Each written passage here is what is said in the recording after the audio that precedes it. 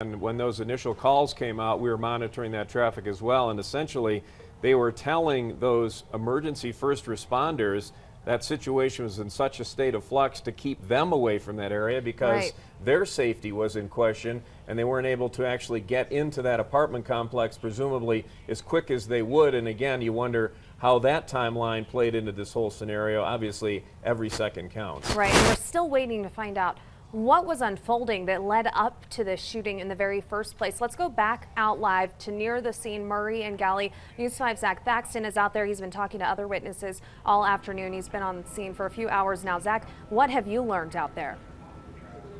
This is a very busy area, as you guys may know. A lot of people, there are businesses. I'm right outside of a taco shop where people heard what happened. I'm going to step out of the way so you have a bit of a different view than we've showed you so far. Right now we can see the El Paso County Mobile Tactical Unit they have set up, and they are processing and handling the investigation at this point. They're going to be here for a long night, but I've talked with multiple people, a lot of them teenagers who were in this area at the time. They heard shots just from all over the place in this area, obviously very scary for them. Then some saw people on the ground receiving CPR, and we understand that it is believed that among those receiving medical attention and CPR life-saving attempts were law enforcement officers. I have just moments ago been able to visually confirm some of what these folks have been saying to me through a video that has not been put out publicly yet and is fairly disturbing. So we're not going to show that at this point, but it does visually confirm some of what the witnesses in this area are saying about multiple people being on the ground and receiving urgent medical attention.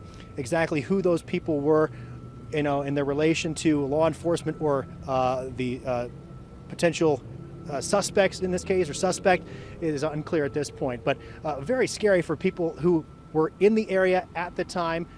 People who are, like I said, teenagers who just really don't know exactly what's going on.